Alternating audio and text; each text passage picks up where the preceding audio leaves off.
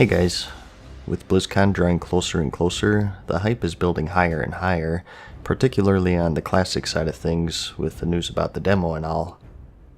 Well, today, Blizzard decided to share a bit more information about it, and I thought it was video worthy to talk about it a bit because, as short as it is, it actually has some pretty substantial information regarding changes and no changes. As always, I'll have the original post in the description if you'd like to see it for yourself. So, let's go down here first, since this is what everyone's interested in, right? So, what are these changes? Well, it's good news for the no-change crowd, for the most part I think. It'll be supported through the Battle.net launcher as we expected. You download it through here, you launch it through here, and you can chat with your friends if you're maybe on Classic and your friends are on Current, or playing Hearthstone or whatever. The basic Battle.net support. The friends list in particular will be handy if you or your friends have a lot of alts, so you don't have to add every single one, or a hindrance if you're the type who likes to have a secret alt where you don't want to be pestered or something. So that could go either way, I guess. Although with offline mode now, I don't see that as too much of a problem. The one thing I'm wondering about here is cross-faction communication. Another big thing with vanilla was that separation between factions. You didn't share any cities or anything like that. The only time you saw the other faction was when they were attackable, on PvP servers at least. And correct me if I'm wrong here, but I remember that you couldn't even make alts of the opposite faction on PvP servers, so I'm hoping that they maintain some sort of separation even with the Battle.net app. I know anyone can talk to anyone much more easily these days with programs like Discord, but still, I think it shouldn't be facilitated through Blizzard.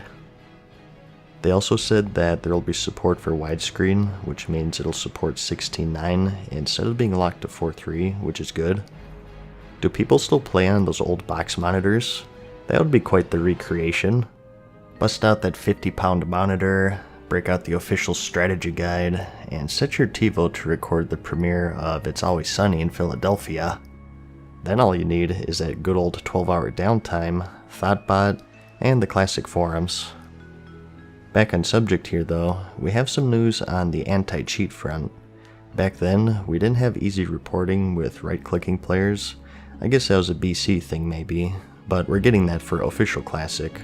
So bots, speed hacks, and exploiters beware, because the anti-cheat will be something that they change and keep up to date, I'm sure, along with GM support and whatnot. They also made special note to say that the modern engine will prevent old methods people used to get out of bounds. I'm not sure about this, but are they talking about that old wall climbing here? I remember that you could sometimes climb near vertical walls because your player would sort of stick to the surface, so it looks like that might be out, which would prevent that classic cheat where people got behind the flag room in the Warsong Gulch.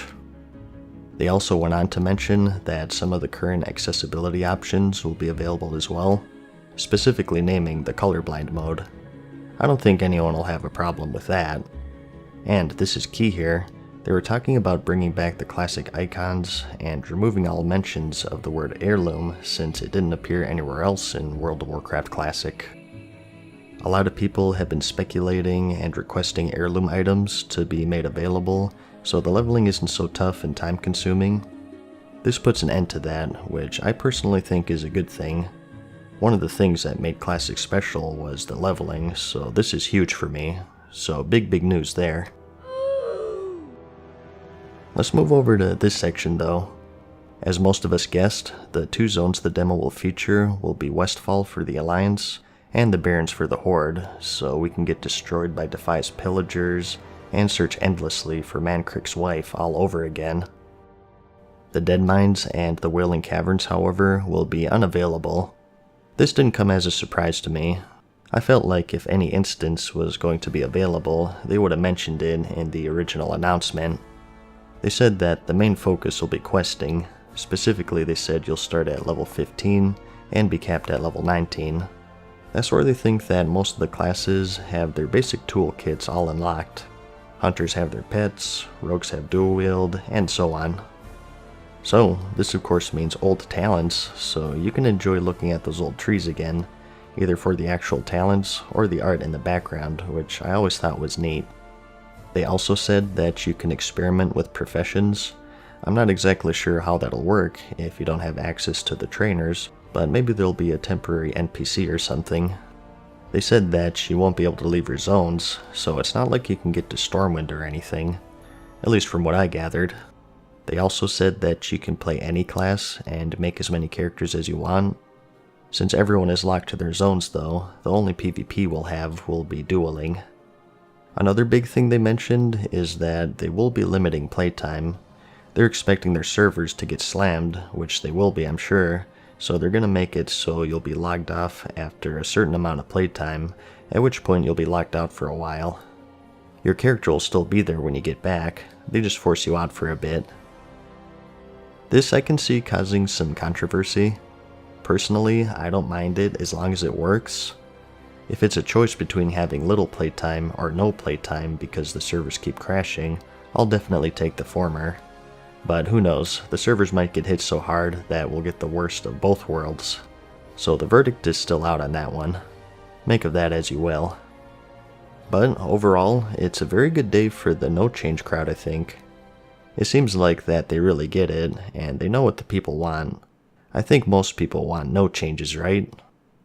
And not only the big stuff like heirlooms, but they even mentioned how the mechanical enemies will be immune to some of your abilities. I think I remember that they were immune to bleeds, poisons, and taunts even. I'm sure someone can shed some more light on that if I'm misremembering, but it really seems like they're trying their best as they can to emulate that 1.12 experience, which is great. So, very exciting news. I felt like I had to make a video about it since I know a lot of you guys watching are from the classic crowd. Hopefully, it's good news for you. Again, if you want to see the original post, check the description and I'll have it linked for you. Thanks for watching, guys. Peace. Farewell for now, mortals. We hope you enjoyed today's video. See you again soon.